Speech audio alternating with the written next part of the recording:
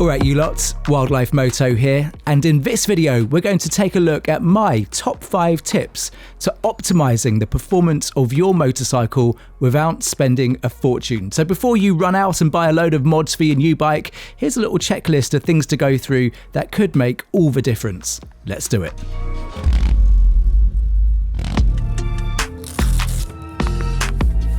So first up on my list of 5 is levers. Now this might sound like a small thing, but getting your levers dialed is not only free, it will also make a massive difference to how you interact with your bike.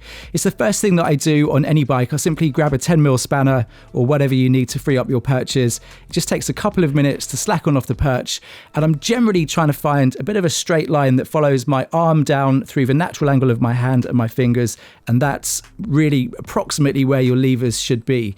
If for even a split second when you're riding, you have to think about where your levers are, I guarantee you they're in the wrong place. Well-placed levers should just naturally kind of be there for your fingers. And unless you're extremely lucky, that is not going to be where the factory left them, or indeed the previous owner. So it's such an obvious thing to do, but it is amazing how many people just never bother doing it. And it really does make a huge difference. Now the second adjustment to make is the span adjustments. This is something you'll find on most modern bikes, and it's absolutely critical to setting the gap between the bars and the levers. Span adjustable levers kind of exist for the same reason why different size gloves exist. We all have different size hands, and being able to set that gap is really important.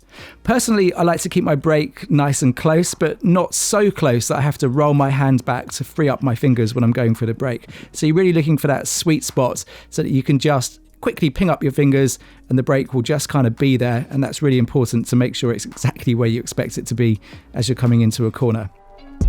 So next up, we got to talk about air. It's free and it's flipping important. Every motorcyclist must own a way of inflating your tyres. It should be really part of your essential kit alongside things like a helmet and gloves. If you've got a bike, this is critical.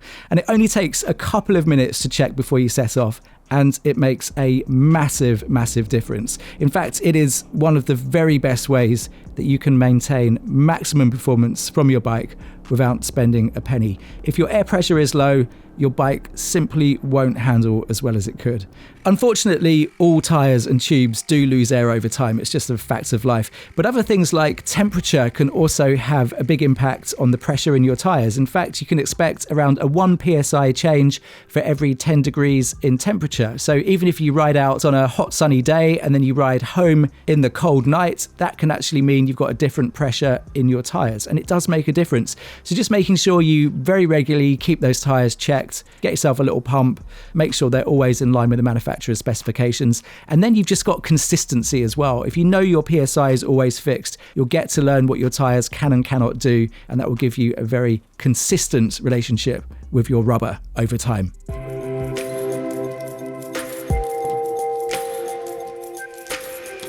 Next up on my list is another totally free adjustment that will make a massive difference to your bike's slow speed handling, and that is to correctly set your throttle freeplay. Now, I just can't stress enough how important this is. If your bike is feeling choppy in the city, if you're finding it hard to pull off slow speed maneuvers, maybe you're stalling at the traffic lights, before you run out and panic buy a power commander or something like that, just have a play with your throttle freeplay, because chances are, if it's got too much slop in it, it's going to really impact how your bike handles in those low and slow speed maneuvers.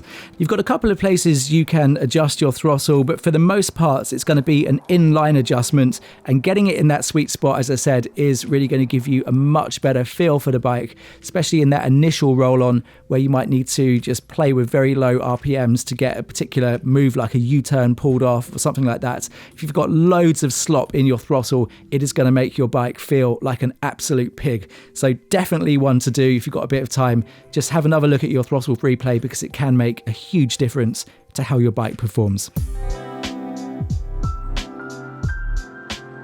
So next up on my list of 5 free ways to improve your motorcycle's performance is to get your suspension sorted. Now, almost all modern bikes have got adjustable suspension to varying degrees. And one of the best things you can do for your bike is to invest a bit of time to get this really dialed in for your weight and your riding style. Now, of course, out of the crate, most bikes are set up for the kind of average person, whatever that is. And if you buy a second-hand bike, there's no telling what kind of state the suspension has been left in. The best thing to do is to get everything set back to its factory settings and then just go on a few purposeful rides where you're really just tuning yourself into what the bike's telling you in terms of its handling characteristics. It might feel too hard on your wrists, the steering might feel vague, maybe the bike wants to run wide. These are all signs that maybe the suspension's too hard and you want to back off things like preload. Maybe if you're getting bucked off your seat and the whole bike feels like a trampoline, maybe the shocks are too soft. So again, you might want to harden those up a little bit using the parameters that you have available. Now, you can do this for free over time. There's tons of really good videos about this on YouTube. And if you make notes, keep a log of what you're changing so you can always go back if you make something worse. You can do it over time and get a really good result. But if you want to shortcut it, maybe you might want to take your bike into a suspension expert who for about 50 quid or so will be able to get it properly dialed in for the way you want your bike to handle. And that might just turn out to be the best 50 quid you ever spend on your motorcycle. Just saying.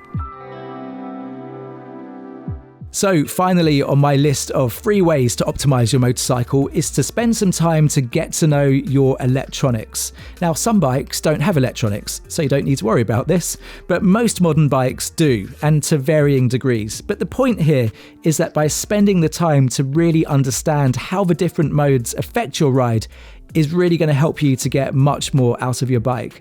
Now, the most basic level is just to get to know the various engine maps. That might be your sports modes, your race modes, track modes, A, B, whatever they're called. But don't just go off the title. For example, after quite a bit of experimenting on my V4, I found that track mode is actually best for me on the street, mainly because it has the engine braking that I like the best. But going deeper, there are just pages and pages of settings in certain bikes, from wheelie control, ABS, TC, engine braking, just countless ways to fine-tune the performance of your machine. Other bikes, as I said, have got much more straightforward presets, but even if it's just a case of getting to know the limits of your ABS or your traction control as safely as you can, getting your head around your electronics and experimenting with all the different settings will really help to optimize your ride. So don't just be that guy that sets it and forgets it in street mode. Have a play around, because you may well be missing out on a lot of performance in there. So there you have it, 5 ways to optimize your ride for free or for very little investment. It's just about having fun and experimenting over time and remembering to keep on top of these little tasks. The reward can make all the difference between a razor-sharp ride and an absolute dog. So do it. Thanks for watching, and until the next one, ride safe.